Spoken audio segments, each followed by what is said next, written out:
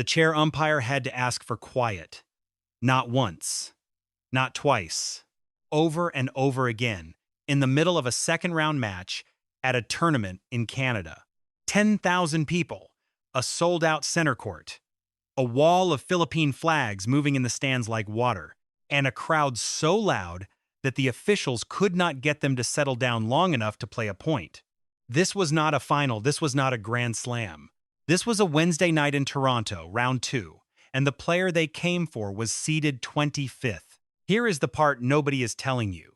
The tickets to that match were gone in 30 minutes. 30 minutes from the moment the schedule was announced. The tournament director, a man who has been running one of the biggest events in tennis for years, said he has never seen a player ranked outside the top 5 create that kind of effect. Ever. Now rewind exactly 12 months. August 2025. Same tournament, same city on the map. Alex Eala was ranked 65th in the world. She played her first round match, she lost it, and she went home. There was no sold-out stadium, there were no flags, there was no waiting list. And in the entire history of professional tennis, going back decades, the Philippines had never produced a single WTA champion. Not one. A country of 115 million people, and the trophy case was empty. So how does that happen? How does a nation with no tennis tradition, no professional tour, no pipeline, no precedent, walk into a stadium in Canada and take it over? How does a 21-year-old who lost in the first round last year come back and sell out 10,000 seats faster than most people can order dinner? Because that noise in Toronto was not about one match. It was not even really about tennis. Something has been building for years. Quietly, painfully, in places most people never saw, and it broke the surface in the last 7 days. By the end of this video, you are going to understand exactly what those 10,000 people were actually cheering for. And I promise you, it is not what the highlight clips are showing you. But to get there, you have to go back to a night in January when Alex Eala won a set 6-0 and still walked off that court beaten. To understand what happened in Toronto, you have to understand what Alex Eala gave up to get there. She was born on the 23rd of May 2005 in Quezon City. If you grew up in the Philippines, you know exactly what the sports hierarchy looks like. Basketball is a religion. Boxing is a national inheritance. Volleyball owns the schools. And tennis sits somewhere far down the list in a country with no professional tour, no development pipeline, no domestic circuit worth the name, and above all, no precedent. 115 million people, and not a single WTA champion in history to point at and say, that is possible for us. So think about what it takes to be a 9-year-old in Manila who decides tennis is the thing. You are not following a path. There is no path. You are guessing. She was 13 when she got on a plane to Mallorca, alone, 7,000 miles from the kitchen where her mother cooked, 6 time zones from her own bed, to train at the Rafa Nadal Academy. 13. Most kids that age are worried about who they sit with at lunch. She was moving to an island in the Mediterranean where she did not speak the language to chase a career her country had never produced. And here is the detail that matters. She did not come from a family that misunderstood the cost of that. She came from a family that knew it exactly. Her mother, Rizamaniego Eala, was a competitive swimmer. She won a bronze medal in the 100-meter backstroke at the Southeast Asian Games in 1985. Her father, Mike, is a business executive. Her older brother, Miko, played tennis too, 4 seasons of it in the United States at Penn State. This was a household that had already run the experiment. They knew where the ceiling usually sits for a Filipino athlete. They knew how many talented kids from that country get close and then stop because the money runs out or the system was never there or the world simply stops paying attention. They sent her anyway. And now I want you to notice something, because this is the part that most tennis coverage completely misses. There are roughly 10 million Filipinos living outside the Philippines right now. Nurses in Chicago, engineers in Dubai, seafarers on ships in every ocean on Earth, caregivers in Toronto, families who packed a suitcase at 19, at 22, at 25, and got on a plane to a country where nobody knew their name so that somebody back home could have a better year. When those people watch a 13-year-old girl fly alone to Spain to chase something her country had never done, they are not watching a sports story. They are watching a version of their own life with a tennis racket in it. The homesickness is the same. The video calls at strange hours are the same. The pressure of carrying an entire family expectation across an ocean, that is the same too. That is why the flags come out. That is why the stands fill up. It was never really about forehands. And if you have ever been the person who left or the person who watched someone leave, do me a favor before we go further. Drop the name of your city in the comments. I am serious. There is a version of this story in almost every one of them, and I want to see how far this thing actually reaches. If you want to keep following where it goes, the subscribe button is right there, because what happens over the next 3 weeks is going to be worth watching in real time. Now, here is the uncomfortable part. For years, that sacrifice looked like it might not be enough. Talent was never the question. She beat top 10 players, she made headlines. She became famous in her own country before she had won anything that counted, and that turned into its own kind of trap. Because fame without trophies has a name in professional sport, and it is not a kind one. In January of this year, in front of an entire nation that had stayed up past midnight to watch her, Alex Eala found out exactly how cruel that trap could be. January, Melbourne, her first ever main draw at the Australian Open. Understand what that meant back home? The match was scheduled in the middle of the night, Philippine time. People set alarms. Families crowded around one phone. Offices had streams open in a browser tab. An entire country stayed up past midnight to watch a girl they had adopted as their own. Her opponent was an American named Alicia Parks. Big serve, big forehand, streaky. The kind of player who either blows you off the court or beats herself. First set, Eala won it 6-0, 6-0. Parks did not win a single game. At that point, the match is over. In tennis, when a professional wins a set to love, the match ends in her favor the overwhelming majority of the time. The scoreboard was not just a lead, it was a statement. Back home, people were already texting each other. Then it fell apart. Parks won the second set 6-3. Then she won the third set 6-2. Final score, love 6. 6-3, 6-2. First round. Tournament over. Flight home. Sit with that for a second. She won 12 straight games worth of tennis in the opening set, and then she lost 15 of the last 21. Not to a top 10 player. Not on a bad draw. In the first round, after being completely in control. So here is the question that started following her around. And I want you to hold on to it, because it comes back later.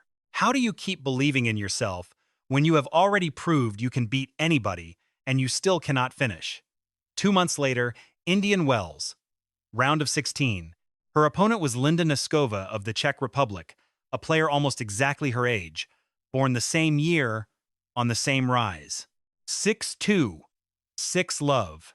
That is not a loss, that is a demolition. In the second set, she did not win a single game against a peer, on a hard court, at one of the biggest events on the calendar. 12 months of confidence can drain out of a scoreline like that. Then June, Berlin, grass. Eala plays some of the best tennis of her career and reaches the semifinals, and standing there waiting for her is Neskova again. 6-2, 6-4, gone. 2 meetings that season, 2 straight set losses. And the deeper you dig into the numbers, the uglier it gets. Against Czech opponents, across her whole career, her record was 1 win and 13 losses. 1 and 13. Her single victory came against Nikola Bartenkova in a lower-tier final. Second question, and this one is harder.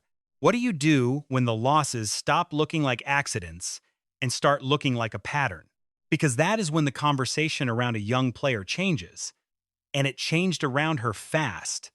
Go back to spring of 2025, Miami. She ran to the semifinals of a Masters-level event out of nowhere and became a global story overnight. Her face was everywhere.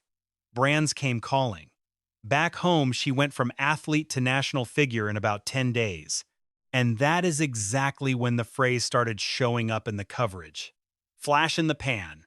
A media moment. A player whose fame arrived years before her results, which in professional sport is the most dangerous gap there is, because the expectations are set at the ceiling and the actual career has to climb up to meet them. Look at the ledger as it stood this spring. Wins over top 10 opponents, several. Wins that got her on highlight reels around the world, plenty. Career singles titles on the WTA Tour, 0. 0. Not one. And it was not just her ledger that was empty. It was the entire country. In the whole history of the WTA Tour, going back to 1970, not a single player from the Philippines, man or woman, had ever won a tour-level title. Every time Eala got close, she was not just carrying her own career. She was carrying 115 million people who had never once gotten to see it happen. That is the weight she was walking onto court with. Not pressure, debt. There is a specific kind of exhaustion in that. Every tournament, the same headlines. Every loss, the same conversation. Every week, the question underneath every interview she gave, whether the interviewer said it out loud or not, when are you actually going to win one? And she had no answer. Not because she was not good enough, because for 3 years, the evidence kept saying the same thing. She could hang with anyone for a set. She could beat anyone on a good day. But when a real trophy came into view, something in the machinery slipped. By early summer, if you had told a room full of tennis analysts that within 8 weeks, Alex Eala would be selling out a 10,000-seat stadium in Canada as a champion, you would have gotten polite silence. 6 months after Melbourne, she walked onto center court at Wimbledon to play the defending champion. Nobody, and I mean nobody, gave her a chance. Center court, Wimbledon.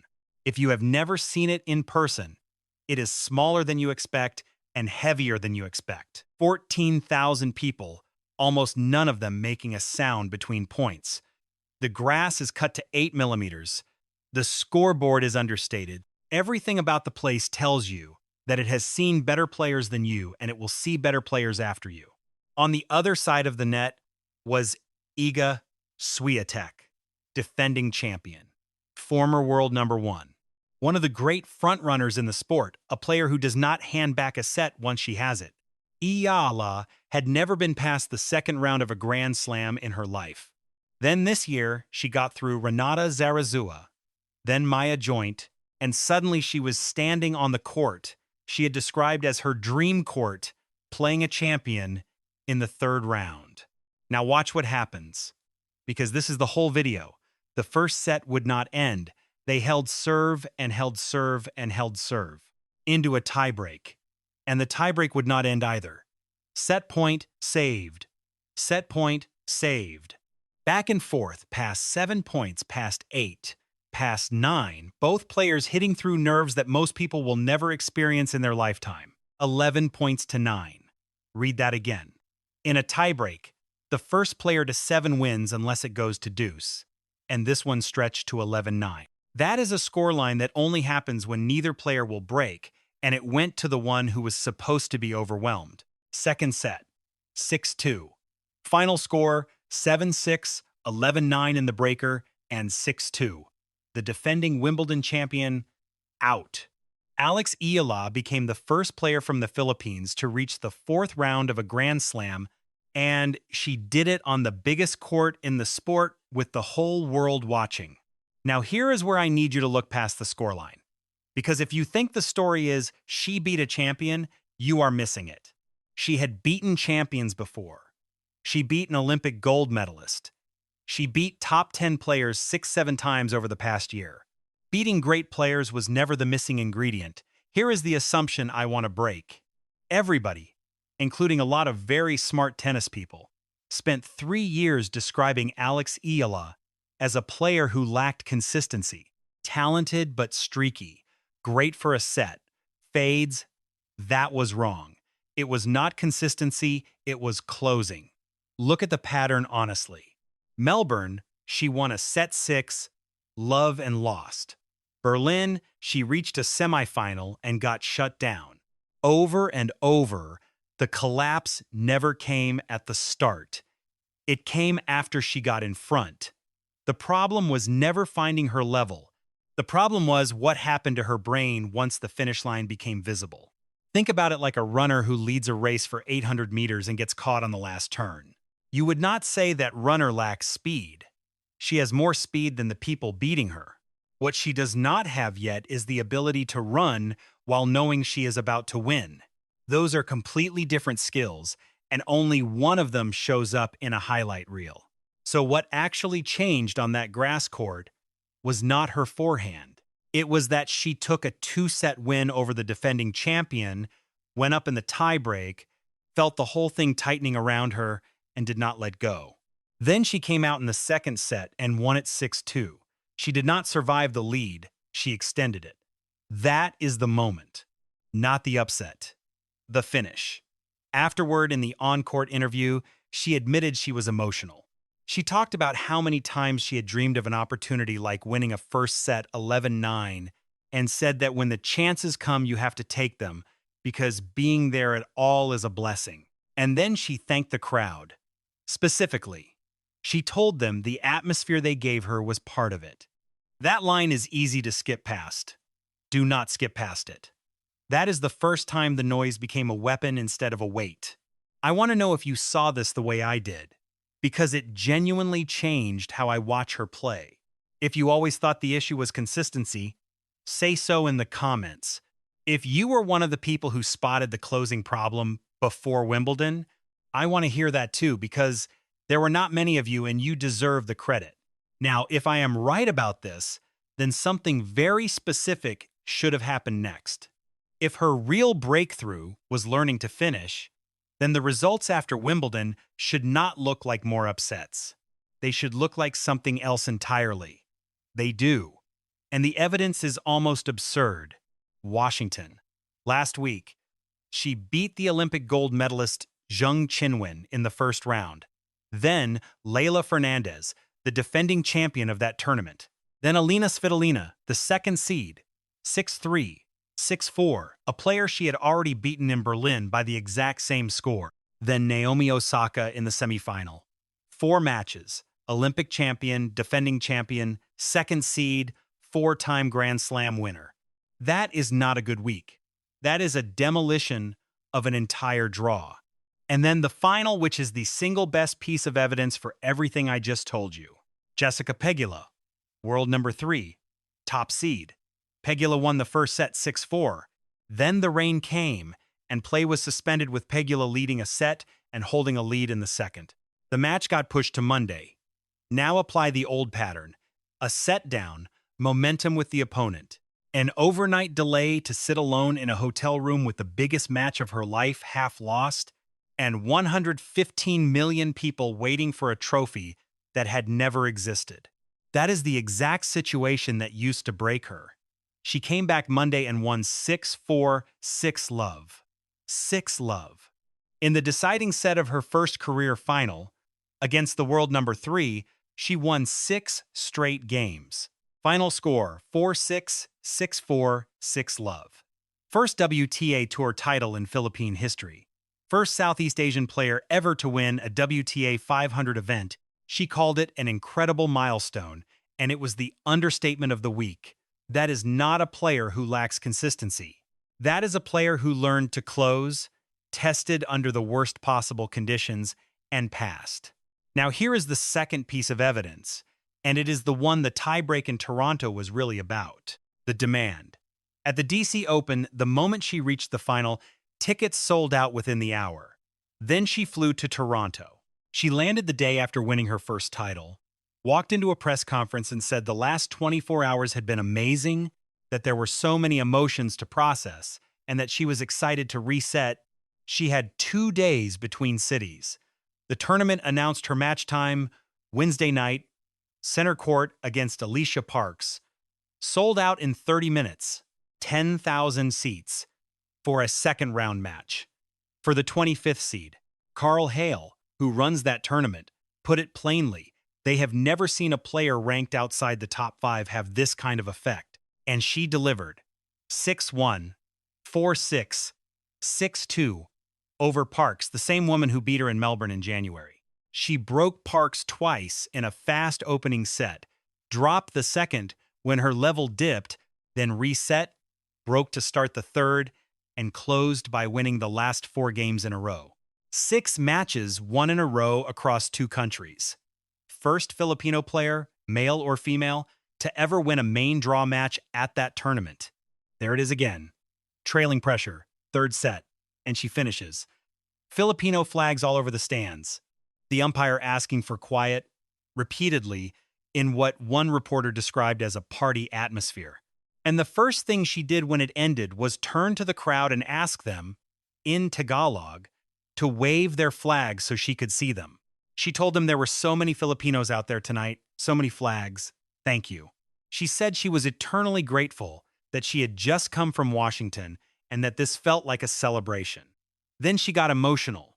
She told them that every single week she sees them supporting her, that every week she witnesses how much Filipinos love their own, and that it makes her incredibly proud to be Filipino. Mahal ko kayong lahat. I love you all. Now here is the thing I have not heard a single channel or broadcaster say out loud, and it is the most important sentence in this video. That crowd is not a byproduct of her rise. It is an accelerant. Think about what selling out in 30 minutes actually does to a tournament. It forces the schedulers to put her in the night session on center court in the primetime television window every single week. That is not a courtesy, that is business. Which means a 21-year-old ranked 20th in the world is now playing almost every match in the exact conditions that normally only the top 5 ever experience. Full stadium, cameras everywhere, nowhere to hide.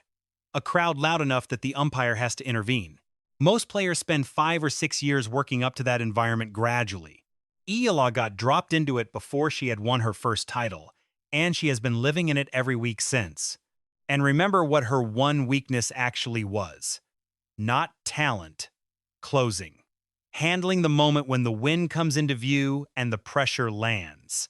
She is being force-fed that exact pressure, at maximum volume every single match, by her own fans. The crowd is not just cheering for her. The crowd is training her. Which brings us all the way back to that umpire in Toronto begging 10,000 people to be quiet. Because what he was up against was never really noise. So why were 10,000 people that loud? Because for the first time in the history of this sport, they had somebody to be loud for. That is the whole answer. There are roughly 10 million Filipinos living outside the Philippines right now. Nurses, engineers, caregivers, seafarers, families in Toronto and Chicago and Dubai and Sydney who left home young and built a life somewhere else. Every one of those cities is a stadium waiting to be activated. Nobody had ever activated them. Alex Eala did not build that audience. She unlocked it.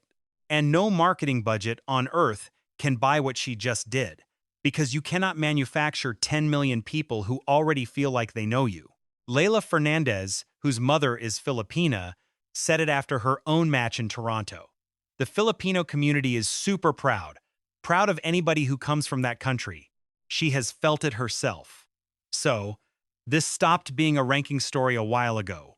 A 21-year-old is redrawing the commercial map of women's tennis, and the tour is only just starting to notice. Now here is where it goes next, and the timeline is brutal.